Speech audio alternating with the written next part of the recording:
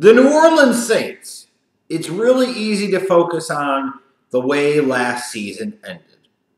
It's really easy to focus on Marcus Williams blowing that tackle and allowing Stephon Diggs on the last play of the game to coast to the end zone and win for the Vikings. It's really easy to focus on that.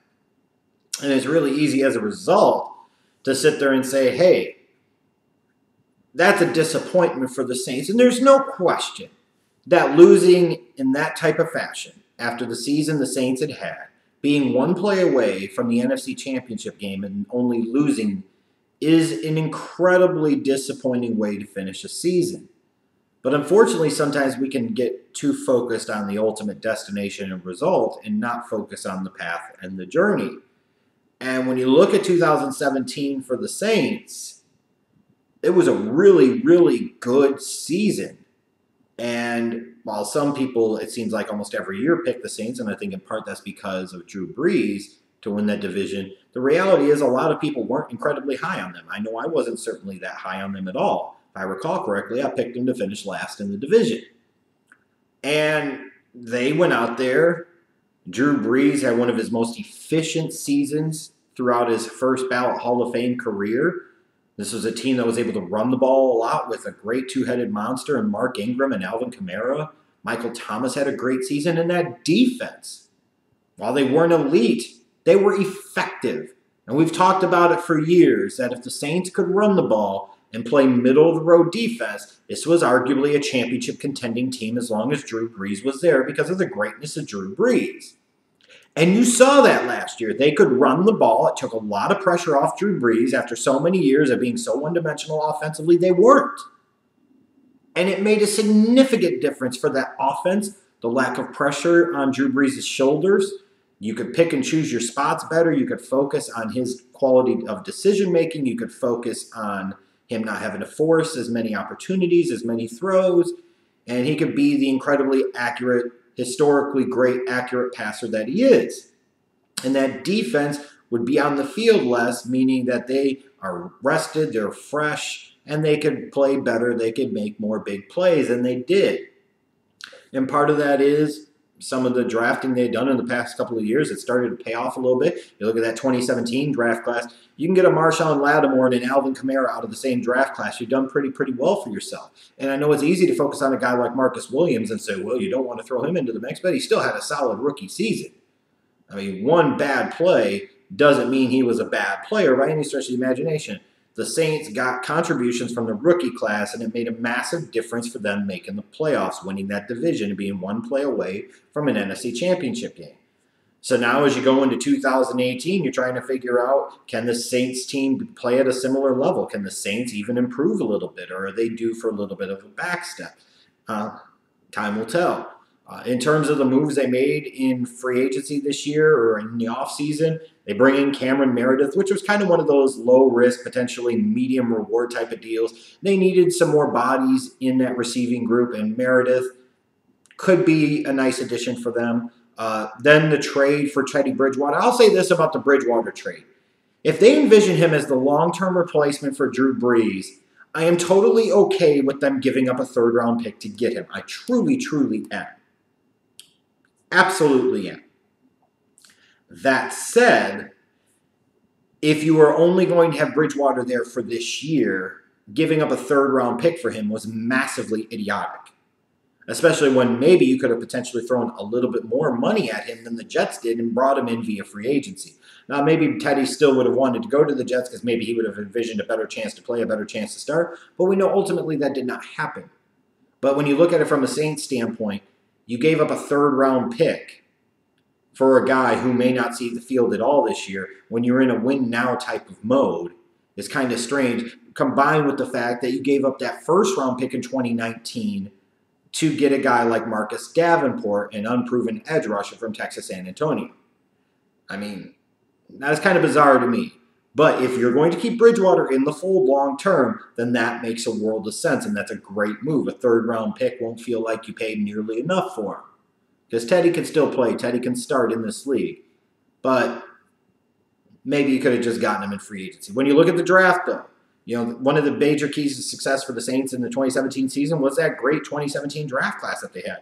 I don't know if they're going to get the same returns out of that 2018 draft class. What they do, they already cut Rick Leonard, the 4th-round pick. I don't know why the hell they ever drafted him that high to begin with.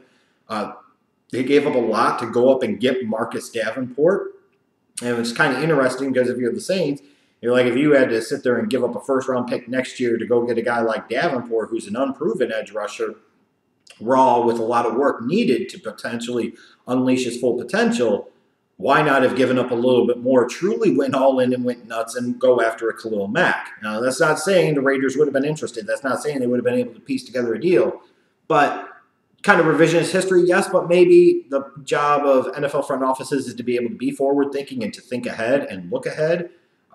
Maybe if you're going to give up that much to get Marcus Davenport, you should have given up a little bit more or quite a bit more to get a dude like Khalil Mack and truly make a difference. Other than maybe a Traquan Smith, I don't see where they're going to get much of a contribution from this 2018 draft class. I just don't. But this is still a pretty good team in theory. You look at it, they've still got Drew Brees, first ballot Hall of Fame guy, one of the elite quarterbacks in the league. I don't care what anybody says. At me, I don't care. Top 4 dude in the league, bar none, period.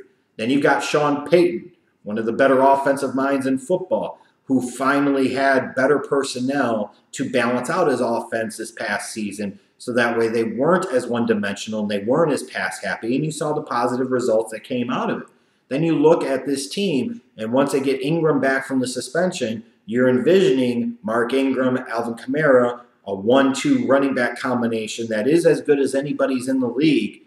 This should be a team that will be able to run the football, especially if they choose to stick with it. And then I look defensively. That secondary is young. They're good. They're talented. Lattimore is a future shutdown cover corner in this league. I put money on it. I like that young secondary that they have. There are lots of things to like about the Saints team, but I still have my concerns. Like offensively, you've got that Ingram suspension, and that is a big deal. You could just sit there and project and say, well, Kamara will just take over all that work and take over all those carries. But maybe part of the deal with Kamara last year was that he was effective because you didn't have to utilize him all the time. So he was always fresh, and he was spelling Mark Ingram, and they were complementing each other and coming in at different points in time and giving defenses different looks all the time. Now you're sitting there and talking about they primarily will game plan for Kamara, and what Kamara can do, that first few games without him, it now puts Kamara in a role that is different for him. Now, sure, you'll get Ingram back at some point, but how will he be coming off of the suspension, and how much will the dynamics of that Saints running game be thrown off or not with him missing those first few games? Then I look at the receiving core. You've got Michael Thomas. He's a stud, no question. But then what do you have? What do you have? Not a lot. And for a Saints team that's relied so much over the years on having a great passing game, sure, a lot of that comes from the greatness of Drew Brees, but at some point in time, you got to have better Jimmys and Joes out there getting open and making plays happen. And outside of Michael Thomas, I don't see a lot of guys right now, frankly, that can do that. Defensively, I look at their linebacking core, and to me, it's nothing to write home about. Then I wonder, with last year, is there going to be a bit of a hangover for the disappointing way that the season finished? That type of finish right there, losing in that type of fashion, could either do one or two things. It could either motivate a team to say, hey, we were this close, we are that good, and next year we won't let that happen, we won't be in that position. Or B, no matter what we do, it didn't fucking matter, that sucks, and we can't get over it, and we just give up. I don't know. I feel like you're really going to end up finding out about the Saints team ultimately the second half of the season. When you look at their schedule, weeks 9, 11, 12, you get kind of fortunate. You got the Rams at home, the Eagles at home, the Falcons at home. So there are 3 what you envision to be really tough opponents, 3 of the best teams in the NFC, and the Saints have them all at home. But then you follow that up weeks 13 through 15. As you get into the December part of the schedule, you got to go to Dallas, to Tampa Bay, to Carolina. So 3 straight road games, 2 of them divisional games. So even if you don't think Tampa Bay is going to be any good, it's still a divisional game. And you never know how that can go, right, Saints fans? And then you got to follow that up week 16 and 17. You got to host Pittsburgh, who might be playing for a first-round bye, home field advantage. Then you got Carolina, could be playing for a playoff lives. Now, that second half of the schedule for the Saints is not gentle. It is not easy. And the way I kind of look at this season right now for the Saints is in a loaded NFC, the margin between them repeating what they did last year, even being better and taking a step back, is not that great. It's almost kind of razor thin. And when I look at the second half of that schedule, it is not kind of the same. So I wouldn't be surprised to see this team start off well out of the gates, even without Mark Ingram the first few games of the year, but then kind of scuffle and struggle the second half of the season. I think at best the Saints to me this year are a 9-win team, especially because of that schedule the second half of the year. But I really feel like more 8-8 and third in the NFC South is kind of where I envision them ending up, which will be a disappointing season, which will lead to a lot of questions this upcoming offseason if this is to pass. It wouldn't be surprising to me if the Saints went 12-4 and won their damn division. Like I said, the margin is that razor thin. But there's just something about the Saints team this year that feels just a little bit off to me. And I wouldn't be surprised if they come crashing back to earth just a little bit.